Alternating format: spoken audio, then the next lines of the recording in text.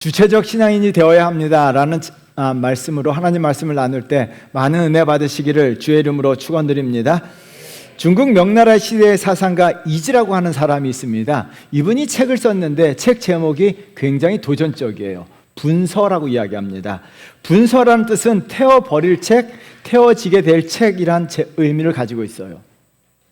여러분, 책을 써놓고 그 책이 태워지게 될 책이다라고 이야기해요. 책 제목도 도전적이지만 책 내용도 굉장히 도전적입니다. 이 책을 통해서 그가 이런 고백을 합니다. 우리 한번 다 같이 읽어볼까요?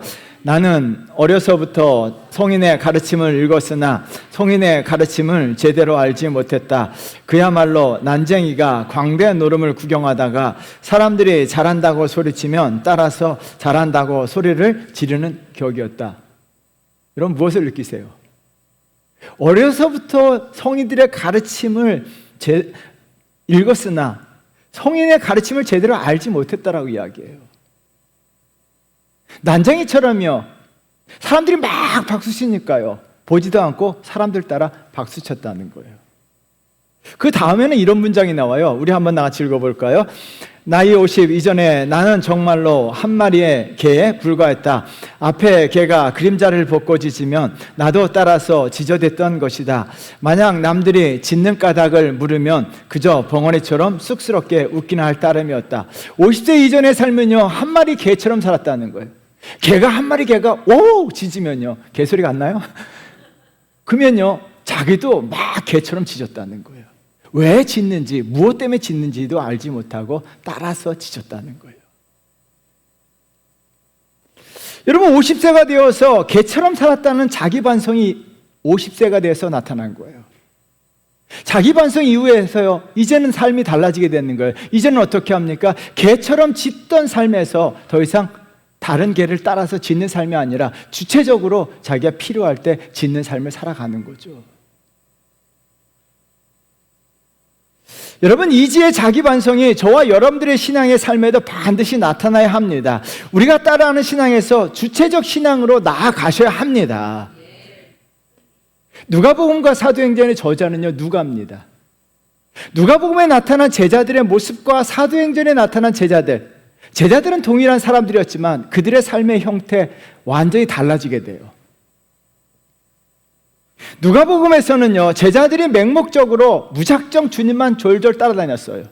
주님이 다 하셨어요. 주님이 복음을 전하시고 주님이 가르치시고 주님이 치유하시고, 제자들은요 그냥 주님만 따라다닌 거예요. 그러나 사도행전의 시작과 더불어 제자들이 따라다니던 주님이요, 하늘로 올라가세요. 여러분, 1장 9절인데요 우리 한번 같이 읽어보도록 할게요. 읽겠습니다. 이 말씀을 마치고 그들이 보는데 올려져 가시니 구름이 그를 가리워 보이지 않게 하더라. 여러분, 예수님께서 제자들을 남겨두시고 하늘로 올라가셨어요. 왜 예수님은요, 제자들 남겨두시고 혼자 하늘로 올라가셨을까요? 여러분, 주님의 믿음대로 주님은요, 제자들이 주체적 신앙인이 될 것을 확신하셨어요.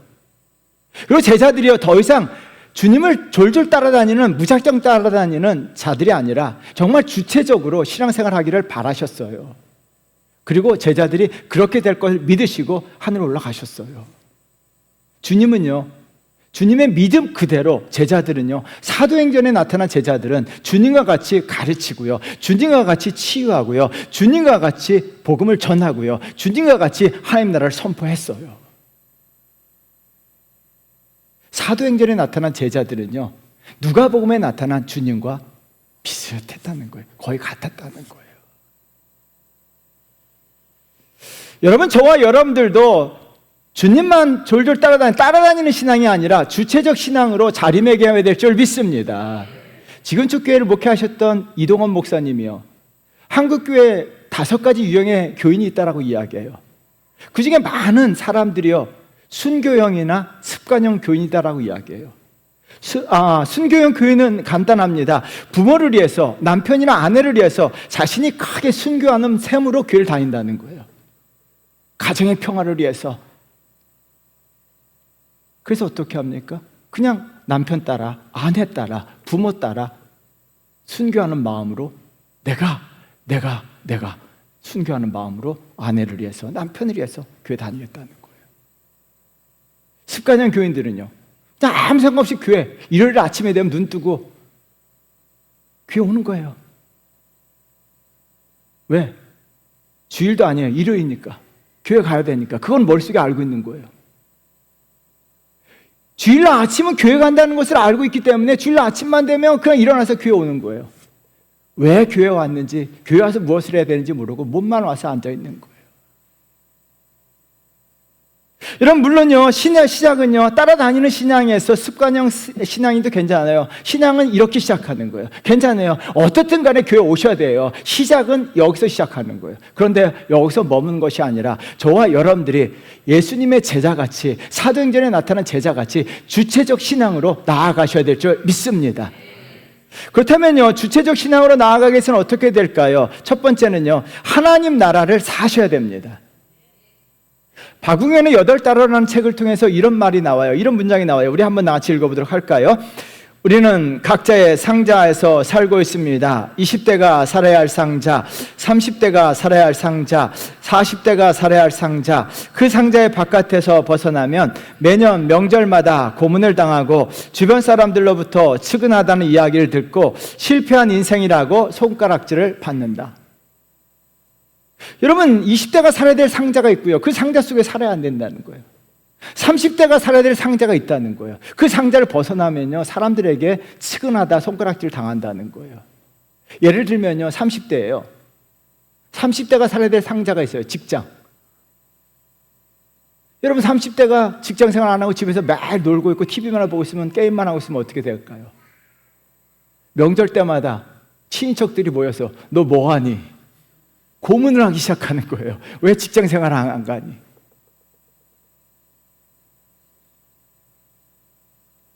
여러분, 30대가 됐음에도 불구하고 직장 생활 안 하고 백수 생활 하면요, 모든 사람들이 불쌍하게 여기고요, 손가락질해요. 그게 한국 사회라는 거예요.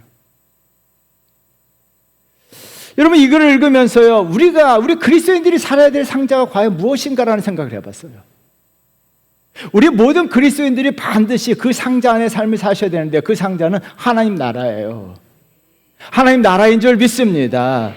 하나님 나라의 삶을 저와 여러분들은 반드시 사셔야 될 줄 믿습니다. 하나님 나라에 대한 표현은요, 사복음서에 한 60번 정도 나와요. 사복음서와 사도행전이에요. 근데 누가복음과 사도행전에서 저자인 누가는요, 누가복음과 사도행전에서 38번이 하나님 나라에 대한 표현이 나와요. 왜요? 하나님 나라가 누가 신학에 있어서 굉장히 중요한 거예요. 하나님 나라에 반드시 그 상자 안에서 살아야 하는 것을 강조한 거예요. 여러분, 그래서 이렇게 이야기합니다. 누가복음 16장 16절 말씀 우리 한번 같이 읽어볼까요? 읽겠습니다. 율법과 선지자는 요한의 때까지요, 그 후부터는 그리로 침입하느니라. 여러분, 침입하다라는 동사가 나와요. 자기 자신을요, 그 안에 밀어 넣다라는 의미가 또 있습니다. 그리고 모든 사람이 힘써서 그리로 향하다라는 의미가 있습니다. 누가는요, 하나님 나라 개념을 설명하면서 우리 자신을 하나님 나라 상자 안으로 집어넣어야 된다는 거예요. 그래서 복음이 전파되면 사람마다 그리로 침입한다라고 이야기합니다. 복음을 받아들이게 되면, 저와 여러분들이 하나님 말씀을 받아들이게 되면 내가 하나님 상자 안으로 한 걸음 한 걸음 그 안으로 들어가게 되는 거예요. 그래서 여러분들은 하나님 말씀을 받아들이셔야 합니다. 하나님 말씀을 받아들이셔야 합니다. 아멘 할 때 하나님 나라 상자 안으로 들어가는 줄 믿습니다. 그래서 우리가 왜 아멘 합니까? 하나님 말씀을 내가 받아들이겠다는 거예요. 복음이 내 안에 들어오게 되면 나는 하나님 나라 상자 안으로 들어가는 거예요. 그래서 저와 여러분들 반드시 하나님 나라 상자 안으로 들어가셔야 됩니다. 왜 그래야 될까요? 누가복음 13장 28절 말씀 한번 볼까요? 우리 한번 나같이 읽어보도록 하겠습니다. 너희가 아브라함과 이삭과 야곱과 모든 선지자는 하나님 나라에 있고 오직 너희는 밖에 쫓겨난 것을 볼 때 거기서 슬피 울며 이를 갈리라. 하나님 나라의 안에 있는 자들, 하나님 나라 상자 안에 있는 사람들이 누구이냐는 거예요. 아브라함과 이삭과 야곱이라는 거예요. 아브라함과 이삭과 야곱은요, 복의 상징들이에요. 하나님 나라 은혜를 받고 하나님 나라 복을 받은 사람들은 다 어디에 있습니까? 하나님 나라 상자 안에 있다는 거예요. 저와 여러분들이 이 땅 가운데 하나님의 은혜를 받고 하나님의 복을 받기 위해서는요, 하나님 나라 상자 안에 계셔야 될 줄 믿습니다. 그분 내 삶이 아브라함이 되는 거예요. 아브라함이 받았던 그 복을요, 저와 여러분들도 받을 줄 믿습니다. 그런데 어떻게 합니까? 하나님 나라 상자 바깥에 있으면 어떻게 돼요? 일을 간다라는 표현을 해요. 일을 간다는 헬라어 표현은요, 인간적으로 가장 비참한 상태로 전락한다는 거예요. 하나님 나라 상자 바깥의 삶은요, 인간적으로 가장 비참한 상태가 된다는 거예요. 하나님이 버리신다는 거예요. 여러분, 저와 여러분들은 그러므로 말미암아 아브라함과 이삭과 야곱과 같이 하나님의 상자 안에 삶을 사셔야 할 줄 믿습니다. 그렇다면요, 우리가 무엇보다도요, 우리가 하나님 안에 하나님 안에 상자 안에 살게 되면요, 우리 신앙도요, 주체적 신앙으로 자리매기는데요. 그래서 3절 말씀 한번 보세요. 우리 한번 나같이 읽어보겠습니다. 그가 고난 받으신 후에 또한 그들에게 확실한 많은 증거로 친히 살아계심을 나타내사 40일 동안 그들에게 보이시며 하나님 나라 일을 말씀하시느니라. 부활하신 후 예수님께서 40일 동안 이 땅에 계셨어요. 40일 동안 하신 일은 한 가지예요. 제자들에게 나타나서 보이시면서 하나님 나라에 대해서, 하나님 나라 속성, 하나님 나라가 무엇인가에 대해서 40일 동안 제자들에게 집중적으로 가르치셨어요. 왜? 주님께서 하늘로 올라가시기 전에 하나님 나라에 대해서 말씀하셨냐는 거예요. 제자들이요, 반드시 하나님 나라 삶을 살아야 하기 때문에 주님은 마지막에 온 힘을 다해서 하나님 나라에 대해서 가르치신 거예요.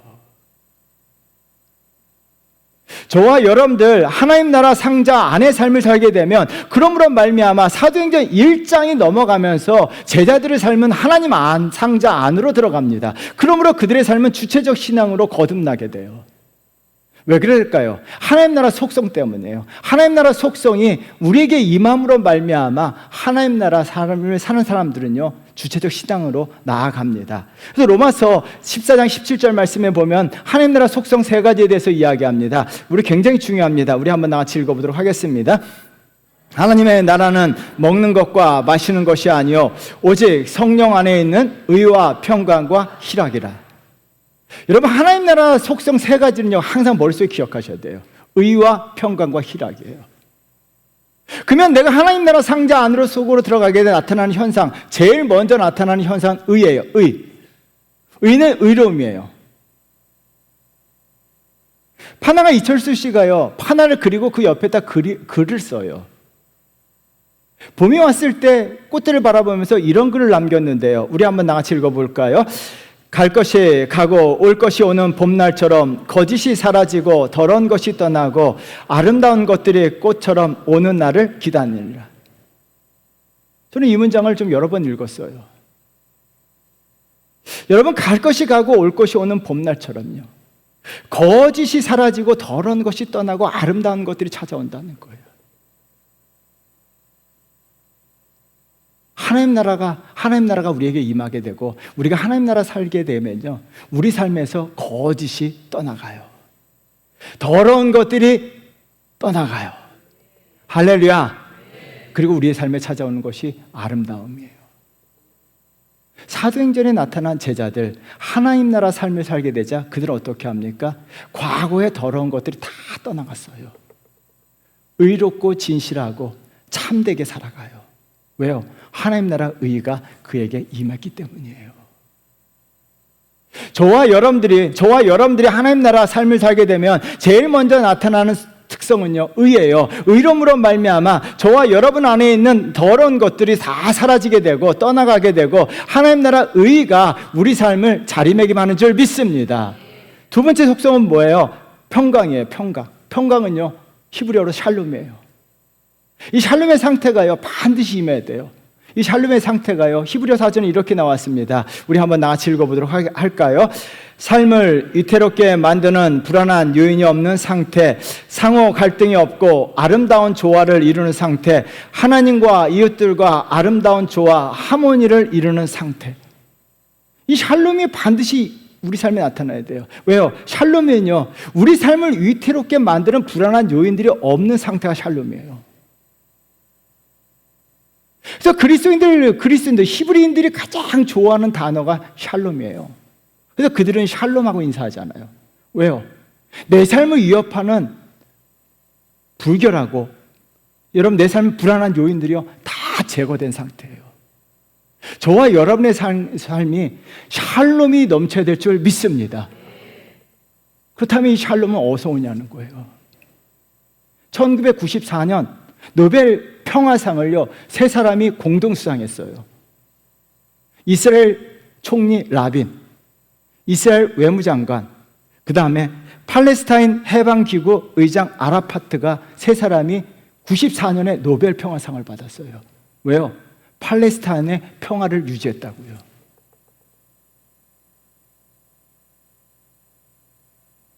그런데 어떤 일이 벌어집니까? 94년에 노벨 평화상을 받고요. 95년에 이스라엘 총리 라빈이가 암살당해요. 그리고요, 지금 이스라엘과 팔레스타인 전쟁 중에 있어요. 여러분, 인간들이 만든 평화는요 온전하지가 않아요. 그래서 성경에 보면요 평화가요 옆에서 오는 게 아니에요. 사람들에 의해 평화가 찾아오지 않아요. 아래에서부터 오지 않아요. 어디서부터 옵니까? 하늘에서 내려와요. 오늘 우리가 불렀던 찬송가 412장이 뭐예요? 평화로다. 하늘 위에서 내려오네. 그 사랑의 물결이 영원토록 내 영혼을 덮으소서. 그러면 저와 여러분의 삶은 샬롬의 상태, 우리가 하나님 나라 들어가면요, 하나님 나라 속에 들어가면요, 하나님이 우리 삶 가운데 샬롬의 상태를 만들어 주시는 줄 믿습니다. 그 샬롬의 상태는 영원한 거예요. 그래서 주님의 제자들이 어떻게 합니까? 사도행전에 나타난 성도들은 평강이 넘쳤어요. 여러분, 감옥에 들어갔는데도요 평화를 느꼈어요. 불안하거나 두려워하거나 걱정이 없었어요. 그들은 어느 곳에서도요 하나님의 평강이 그들의 심령 가운데 넘쳤어요. 여러분, 이 샬롬, 이 평강이 저와 여러분의 삶 가운데 반드시 나타낼 줄 믿습니다. 우리가 하나님 나라 안으로 들어가면요 하나님의 의해서요 정말 이슬비 내리듯 평강, 평화, 샬롬을요 내려주셔서 그 샬롬이 영원하도록 만들어 주실 줄 믿습니다. 마지막으로는요 특성은 희락이에요. 기쁨, 즐거움이에요. 정우승 시인의 항아리라고 하는 어른들을 위한 동화책이 있어요. 저는 강력하게 추천합니다. 근데 이 책의 추천사를요 이혜인 수녀가 썼어요. 이혜인 수녀가 추천사 보고 제가 너무 감동을 받아서요 그것을 같이 공유하고 싶어요. 우리 한번 같이 읽어보겠습니다. 추천사인데 읽어보도록 하겠습니다. 이야기 나라로 걸어 들어가다 보면 티 없이 맑고 고운 동심에 마음이 헹궈져서 혼자서 울고 웃다가 노래를 부르다가 행복을 안고 돌아옵니다. 우리 어른들을 위한 동화책인데요 이 어른들이요 동화책을 좀 많이 읽어야 된다는 거예요. 왜요? 동화책을 많이 읽으면요 티 없이 맑고 고운 동심이 마음이 헹궈진다는 거예요. 이 마음이 헹궈진다는 표현이 너무 좋아한 거예요. 여러분, 우리 마음이요 헹궈져야 돼요. 계속적으로 헹궈져야 돼요. 그럴 때 어떻게 합니까? 헹궈지게 될 때 우리 마음에 참된 행복이 넘친다는 거예요. 하나님 나라 들어가게 되면요 하나님 나라 들어가면 마찬가지입니다. 죄악으로 더러워진 우리의 마음이 하나님의 나라에 들어가게 되면요 우리의 마음이 완전히 헹궈지는 역사가 일어날 줄 믿습니다. 그래서 어떻게 돼요? 우리 마음이 헹궈져서 우리 마음의 불안과 근심과 걱정과 두려움이 다 헹궈지는 거예요. 그래서 하나님께서 하나님 나라 사는 사람들은 그래서 어떻게 해요? 기쁨, 환희, 평강, 행복한 거예요. 하나님 나라 삶을 사는 사람들은요 행복하다고 해요. 늘 고백이 힘들다 죽겠다라는 표현을 안 써요. 왜요? 행복해요. 하나님께서 하나님 나라 들어가면요 하나님 나라가 내 마음에 더러운 것들 다 헹구세요. 그래서 우리를 기쁨이 넘치고 행복하도록 만들어 주십니다. 사랑하는 성도 여러분, 하나님 나라 특성 세 가지를 꼭 머릿속에 기억하셔야 돼요. 의와 평강과 희락이에요. 그래서 우리가 복음을 받아들이고 말씀을 받아들이게 되면요, 내 삶이 한 걸음 한 걸음 하나님 나라 안으로 들어가게 됩니다. 하나님 나라 안에서 삶을 살게 되면요, 하나님 나라 속성이 내 삶 가운데 나타나게 되고, 그 속성으로 인해서 저와 여러분들의 신앙이 점점점 주체적 신앙으로 나아가는 역사가 일어날 줄 믿습니다. 그래서 저와 여러분들이 반드시요, 하나님 나라 삶을 사셔야 돼요. 복음을 받아들이셔야 됩니다. 말씀을 받아들이셔야 합니다. 내 안에 하나님 말씀이 가득 차고 넘쳐야 될 줄 믿습니다. 그 말씀이 내 안에 들어오게 되면요, 내가 하나님 나라 삶을 살아가는 거예요. 하나님 나라 삶을 살게 될 때 저와 여러분들, 세상이 누릴 수 없는 의와 평강과 기쁨이 넘쳐서 하나님의 놀라운 역사가 일어나고, 우리가 이 세상 살면서 주체적 신앙으로 나아가는 역사가 일어날 줄 믿습니다. 두 번째는요, 주체적 신앙의 삶을 살기 위해서는 성령을 받아야 합니다. 성령을 받아야 합니다. 부활하신 예수님께서 제자들에게 하늘로 올라가시기 전에 하신 명령이 있습니다. 4절 말씀 우리 한번 나같이 읽어볼까요? 사도와 함께 모이사 그들에게 분부하여 이르시되 예루살렘을 떠나지 말고 내게서 들은 바 아버지께서 약속한 것을 기다리라. 예루살렘을 떠나지 말고 아버지께서 약속하신 것을 기다리라 라고 이야기합니다. 기다리면 아버지께서 약속하신 것을 주신다라는 거예요. 저와 여러분들은 하나님 아버지께서 약속하신 것을 받는 자가 되어야 될 줄 믿습니다. 받아야 돼요. 그럼 하나님이 약속하신 것이 무엇이냐는 거예요. 선물인데요, 그 선물은 성령 하나님이에요. 5절 말씀 우리 한번 읽겠습니다. 시작. 요한은 물로 세례를 베풀었으나 너희는 몇 날이 못되어 성령으로 세례를 받으리라 하셨느니라. 여러분, 성령으로 세례를 받는다라고 이야기합니다. 하나님께서 약속하신 것은 성령이에요. 근데 여기서 중요한 표현이 나와요. 성령 세례라는 표현이에요. 여러분, 성경책에 동그라미 쳐놓으셔야 돼요. 그래서 우리 그리스도인들이요, 세례를 2번 받으셔야 돼요. 한 번은 물로, 다른 한 번은 성령으로. 근데 왜 예수님께서 성령을 받으라고 이야기하지 아니하시고 성령 세례를 받으라고 얘기하셨을까요? 왜 세례라는 표현을 사용하셨냐는 거예요. 세례의 본질 때문이에요. 사도 바울은요, 이스라엘 백성들이 홍해 바다를 건넌 것을 세례 받았다라고 이야기해요. 성경 말씀 읽어볼까요? 고린도전서 10장 2절 말씀이에요. 우리 한번 같이 읽겠습니다. 모세에게 속하여 다 구름과 바다에서 세례를 받고. 이스라엘 백성들이요, 애굽에서 나와서 제일 먼저 당도한 것이 홍해 바다예요. 홍해 바다에 도착하기 전에 그들은 언제든지 애굽으로 돌아갈 길이 활짝 열렸어요. 고개를 돌려보면요, 애굽으로 가는 길이 쫙 펼쳐졌어요. 애굽은요, 옛 노예의 삶이고 죄악된 삶을 상징하는 거예요. 근데 하나님께서 어떻게 하십니까? 홍해를 쫙 가르셨어요. 이스라엘 백성들은 홍해를요, 다 걸어서 건너셨어요. 홍해를 다 건넜음에도 불구하고 홍해 바다는 여전히 열려 있었어요. 그 길을 통해서 이스라엘 백성들은 애굽으로 다시 돌아갈 수가 있었어요. 그런데 하나님이요, 그렇게 내버려 두지 않으셨어요. 그 바다를, 갈라졌던 바다를 하나로 합쳐 놓으셨어요. 저는 그 성경 읽으면서 좀 아까웠어요. 그 바다를 그대로 남겨놨으면, 여러분 지금까지 그걸 다 믿지 않나요? 그 바다가 쫙 갈라지고 있던 것이 있으면 얼마나 좋겠어요. 근데 하나님께서 그것을 다 합치게 하셨어요. 그러면 이스라엘 백성들은요, 애굽으로 돌아갈 길이 막혀버린 거예요. 더 이상 애굽으로 돌아갈 길이 없는 거예요. 이제 새로운 길밖에 없어요. 하나님과 함께 가나안 땅으로 올라가는 길밖에 없는 거예요. 그래서 사도 바울은요, 홍해 바다를 건넌 것을 세례 받았다라고 이야기합니다. 그래서 세례 받았다는 것은 무엇을 이야기합니까? 옛삶, 죄악된 삶과의 단절이에요. 내가 세례를 받았으면요, 더 이상 과거 세속적인 삶과의 단절이에요. 이제는 하나님과 동행하는 새로운 삶을 살겠다는 고백이 세례예요. 근데 물로 세례를 받았어요. 우리 다 물로 세례를 받았어요. 물로 세례를 받으니까요, 어떻게 합니까? 과거로 다시 돌아가는 거예요. 물로 세례받은 사람들이 대다수가 어떻게 합니까? 과거로 다시 돌아가요. 그래서 하나님께서, 예수님께서 성령 세례를 받으라고 이야기하는 거예요. 성령 세례를 받으면요, 더 이상 과거로 돌아가지 않아요. 사도행전에 나타난 제자들은요, 한 사람도 성령 세례를 받았던 제자들은 한 사람도 빠짐없이 과거로 돌아간 사람이 없어요. 그들은 주님과 동행하면서 가나안 땅을 향해서 영적 전쟁을 하면서 앞으로 나아가요.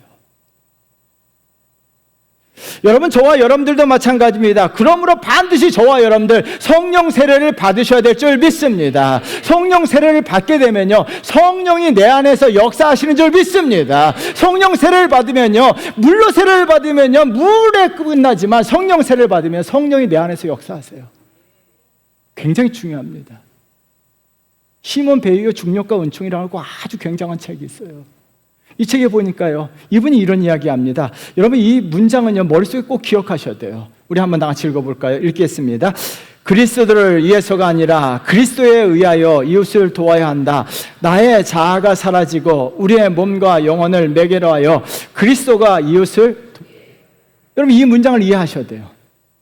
막 내가 그리스도를 위해서 살아간다는 것이 아니라 내 안에 계신 그리스도에 의하여 내가 살아가야 된다는 거예요.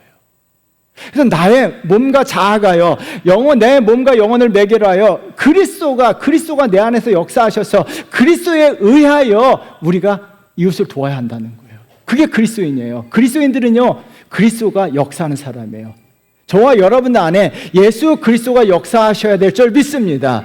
그래서 그리스도에 의해서, 그래서 우리가 성령 받는 것이 왜 중요합니까? 우리가 성령 세례를 받게 되면요, 성령 세례를 받으면 나의 자아를 통해서 성령이 역사하셔서 성령에 의하여 말하게 되고, 성령에 의해서 행동하게 되고, 성령에 의하여 삶을 살아가게 되는 거예요. 여러분, 예수님께서도요, 인간으로 오신 예수님께서 어떻게 사셨습니까? 예수님은 성령에 의하여 사셨어요. 그래서 2절에 굉장히 중요한 표현이 나와요. 우리 한번 같이 읽어보겠습니다. 읽겠습니다. 그가 택하신 사도들에게 성령으로 명하시고 승천하신 날까지의 일을 기록하였느라. 여러분, 사도들에게 성령으로 명하셨다라고 이야기합니다. 이 표현에 줄을 쳐놓으셔야 돼요. 사도 예수님은 성령에 의해서 말을 하셨다는 거예요. 예수님은 성령에 의해서 치유하시고, 예수님은 성령에 의하여 가르치시고, 예수님은 성령에 의해서 복음을 전하시고, 예수님은 인간으로 오신 예수님은 모든 것이 성령에 의해서 역사하시고 움직이셨다는 거예요. 왜요? 예수님은 성령 세례를 받으셨기 때문이에요. 그래서 여러분, 다음 시간에 살펴보겠지만 제자들이 제일 먼저 한 일은 성령 세례 받는 거예요.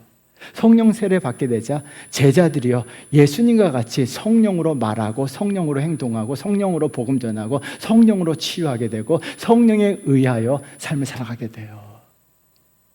제자들은요, 사도행전에 나타난 제자들은요, 예수 그리스도의 작은 예수와 똑같았어요.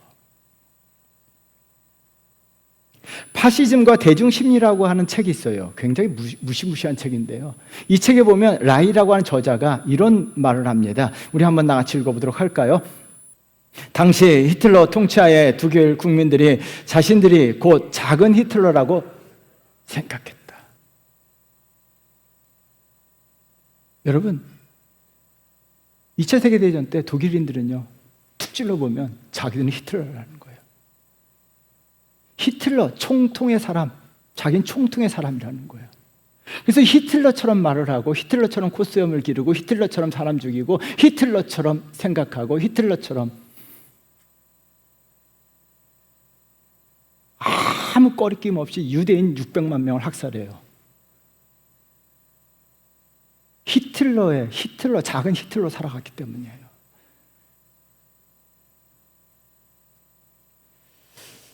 여러분, 그들은 모두 히틀러처럼 극악무도한 죄를 짓게 되는 거예요. 왜요? 히틀러의 사상에 동화되었기 때문에요. 그렇다면 과연 우리가 어떻게 살아가냐 하는 거예요. 죄가 없으신 예수님께서 보내신 성령을 받게 되면요, 저와 여러분들은요, 작은 예수로서 이 시대에 살아야 될 줄 믿습니다. 작은 예수로서 이 시대에 살아야 될 줄 믿습니다. 여러분, 사도행전에서 10장 38절에 이런 말씀이 나와요. 우리 한번 같이 읽어보도록 할까요? 하나님이 나사렛 예수에게 성령과 능력을 기름 붓듯 하셨음에 그가 두루다니시며 선한 일을 행하시고 마귀에게 눌린 사람 모든 사람을 고치셨으니 하나님이 함께 하셨습니다. 여러분, 사도행전 10장 38절 굉장히 중요해요. 하나님께서 예수 그리스도에게 성령 세례를 부어주셨어요. 그래서 예수님께서 나타나는 현상은 뭐예요? 하나님이 함께 하셨다라고 이야기해요. 성령 세례 받으면 하나님이 함께 하시는 줄 믿습니다. 그래서 어떻게 합니까? 두루 다니시면서 선한 일만 하셨다는 거예요.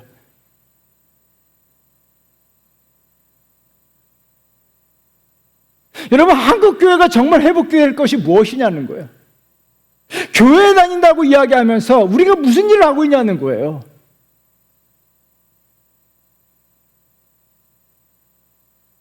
이 시대 한국교회가 왜 욕을 먹어요?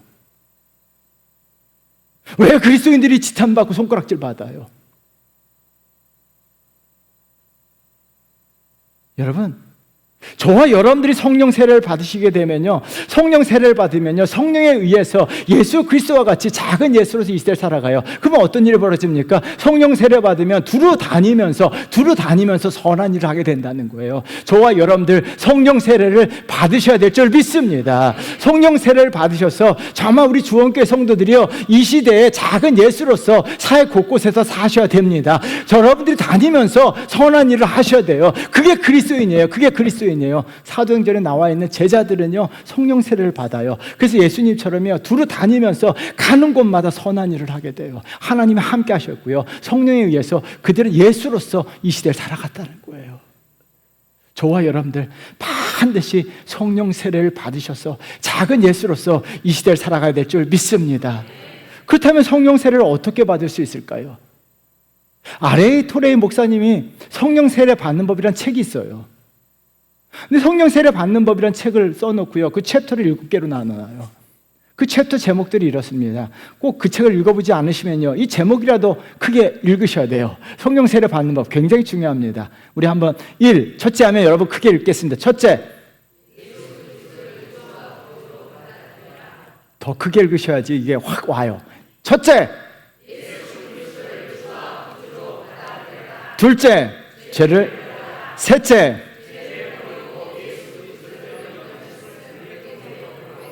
넷째, 다섯째, 여섯째,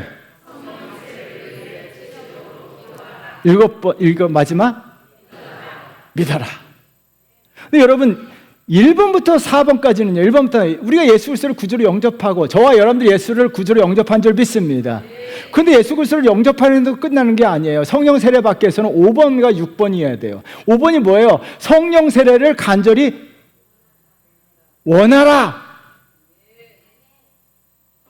성령 세례를 원하라. 원하셔야 돼요. 예수 믿어서 그냥 돈만 원하지 말고 건강만 원하지 말고 성령 세례를 원하라. 원하라 하니까 발음이 좀 이상하네요. 원하라. 둘째, 7번째가 6번째가요. 성령 세례를 위해서 구체적으로 없으니까 몰라. 성령 세례를 위해서 뭐 하라? 기도하라. 그래서 여러분 신앙생활 하면서 두 가지예요. 원하라, 기도하라. 원하고 바라고 기도합니다. 그 찬양 알죠?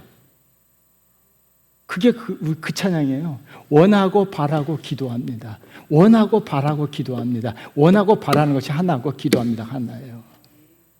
그래서 우리 그리스도인들로 살아간다는 거, 내가 이 시대의 작은 예수로 살아간다는 거, 내가 주체적 신앙으로 살아간다는 것은 내 삶에 원하고 바라고 기도합니다가 나야 돼요. 예수님께서 하신 말씀이에요. 누가복음 11장 13절 말씀 읽어보도록 하겠습니다. 너희가 악할지라도 좋은 것을 자식에게 줄 줄 알거든 하물며 너희 하늘 아버지께서 구하는 자에게 성령을 주시지 않겠느냐 하시니라. 여러분, 반어법을 통해서 강조하셨어요. 구하는 자에게 성령을 주십니다. 그래서 우리가요, 성령 세례를 원하시고 기도하신다면 하나님께서 저와 여러분들에게 성령을 부어 주십니다.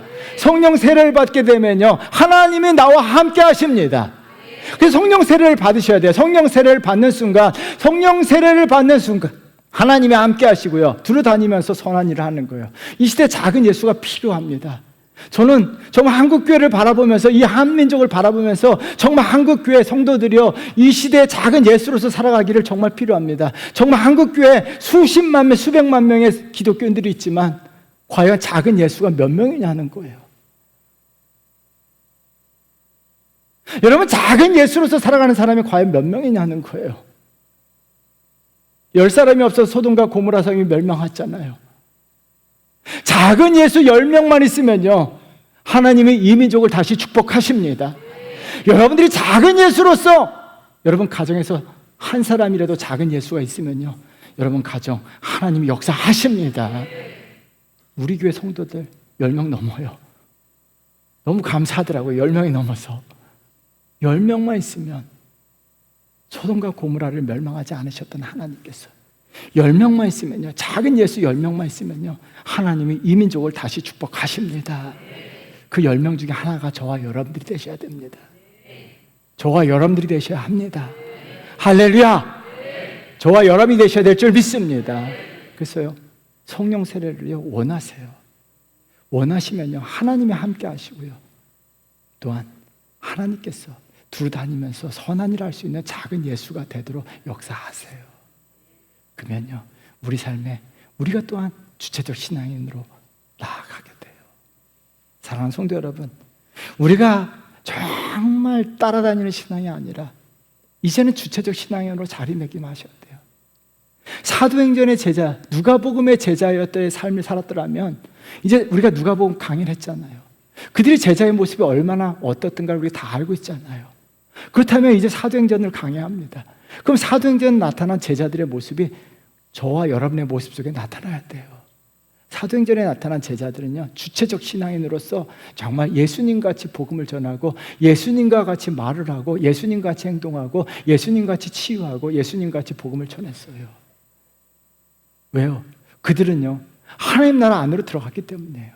그래서 우리가요, 내가 복음을 받아들이고 하나님 말씀을 받아들이게 되면요, 내 발이 한 걸음 한 걸음 하나님 나라 안으로 들어가게 돼요. 하나님 나라에 들어가게 될 때 의와 평강과 희락이 넘칩니다. 저와 여러분들 하나님 나라 안에 반드시 들어가셔야 될 줄 믿습니다. 아브라함의 복을 꿈꾸시고 계십니까? 이삭이 받았던 100배의 복을 받고 싶으십니까? 그러면 하나님 나라에 있으셔야 돼요.